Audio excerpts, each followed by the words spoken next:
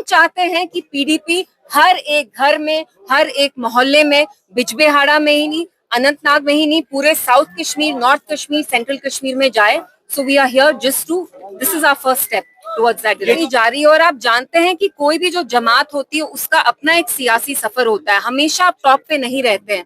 आज जो लोग गवर्नमेंट में हैं, कहीं ना कहीं वो भी ऑपोजिशन में बैठे हैं. तो जस्ट बिकॉज आप एक स्टेज आता है जब आप ऑपोजिशन में होते हैं, does not mean you're down and out.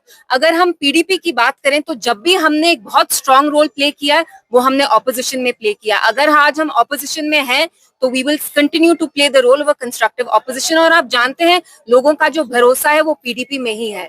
PDP एक फिर भी बहुत नई जमात है, इट वाज फाउंडेड इन 99.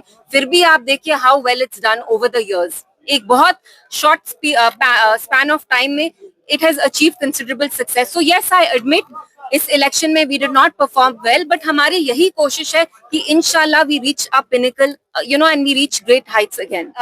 जहां तक एनसी का सवाल है, उनने अपनी जबान पे ताला लगा लिया है. इलेक्शंस के वक्त वो 370 के बारे में बात करते थे, स्पेशल स्टेटस के बारे में बात करते थे. अगर वो इन चीजों को छोड़े, रिजर्वेशन के बारे में, गैस सिलेंडर मुफ्त देते, रैशनलाइजेशन ऑफ रिजर्वेशन करते, आप देखिए उनने हर एक मामले पे चुप्पी साधी है. रिजर्वेशन के बारे में बात करते हैं, 10th को उनकी कमेटी की, सब कमेटी की रिपोर्ट आनी थी, वो रिपोर्ट कहाँ है? वक्फ के बारे में उन्होंने बात नहीं की. जो हमारे चीफ मिनिस्टर थे, जिस दिन उन्हें असेंबली में होना चाहिए था, उस दिन वो रिजू जी जो है बीजेपी के मिनिस्टर, जिन्हें वक्फ बिल लाया, उनके साथ वो ट्यूलिप गार्डन्स में टहल रहे थे. तो हम सब जानते हैं एनसी को बस इक्तिदा प्यारा है. एक बार इक्तिदा जब मिलता है वो लोगों के मसाइल, इश्यूज भूल जाते हैं. You know, it's a step that we should appreciate. But मैं और एक चीज कहूंगी, जब भी आप ट्रेन के, जब भी आप रेलवे कहीं एस्टैब्लिश करते हैं, हमने खुद यहाँ देखा अनंतनाग में नियर पहलगाम ऑल्सो, वो एक रेल ट्रैक के थ्रू, यू नो, ऑर्चर्ड्स के through they wanted to establish a rail track. So we should be more mindful. Kashmir ecologically बहुत फ्रैजाइल है, but it is a welcome step.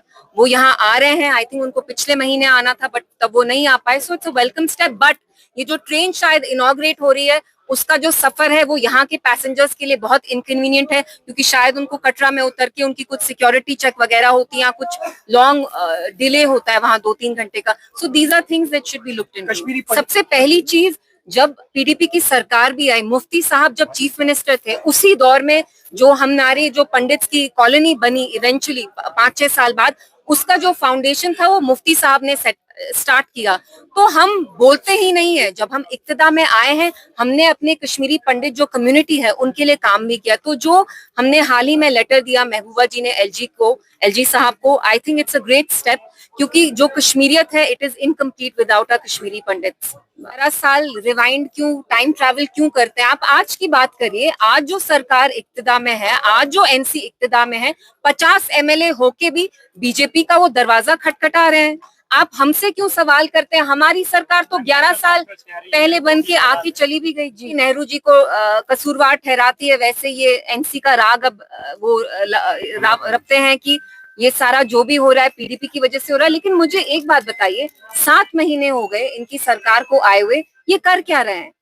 इनने वक्फ को लेजिटिमाइज किया, rationalisation of reservation नहीं करते हैं, स्पेशल स्टेटस पे जो रेजोल्यूशन है वो पीडीपी के एमएलएज ने लाई. तो एनसी कहीं ना कहीं हमें स्केपगोट बना रही है, लेकिन वो भूल रहे हैं कि जो जम्मू कश्मीर की आवाम है, इतनी भारी अक्सरियत से उनको लाया, कहीं ना कहीं they have to be held accountable. वो 11 साल क्या हुआ हमें जिम्मेवार नहीं ठहरा सकते उसके लिए. Thank you.